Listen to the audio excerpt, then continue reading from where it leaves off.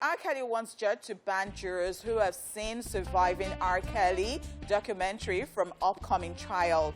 In preparation for his second child pornography trial in Chicago, embattled singer R. Kelly and his legal team are pleading with the judge to ensure fairness among the jurors who will be present.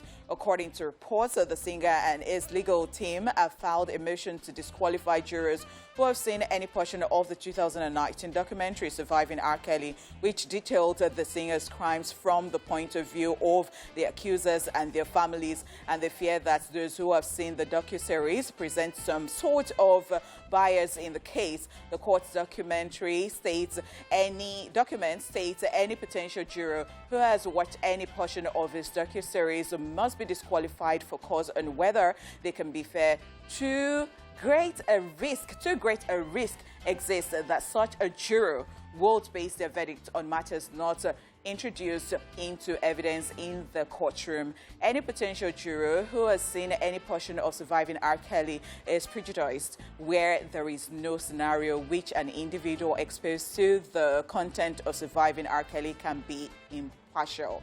Just so you know, R. Kelly is facing child pornography and obstruction of justice charges for his alleged sexual relationships with underage girls. The Surviving R. Kelly docuseries uncovered those crimes as young women alleged the singer held them hostage in his home and forced them to perform sexual acts with him on camera. If you would recall, R. Kelly is already serving a 30-year prison sentence after he was convicted of all 9 counts in his sex trafficking case in June. I've seen that series. I'm sure you've seen it. Surviving R. Kelly.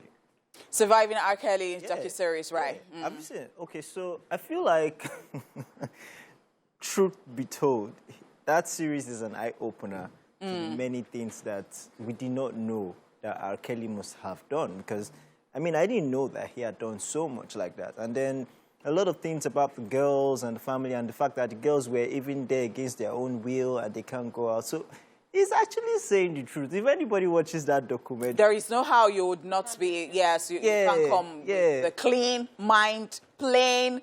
But the thing is he pleading not guilty? Because he's definitely guilty, right? So right? The thing with humans generally is, when you hear something from someone or you see something from someone, you're already swayed by that opinion. Yeah. So if on a normal day you were going to be objective or impartial and say, okay, this is how it's going to be, the fact that you heard something from someone, unconsciously at the back of your mind, that person is already partially guilty. So there is no way that you can be objective when judging the case or putting your opinion out there. So I'm sure that's why his lawyer had to put this out there, that anyone that's seen the docuseries should not in any way be on the jury. But has anyone not seen it? So okay, you're thinking how they're going to know if they have not really seen it. It is just them being honest with themselves, because I mean, that's it.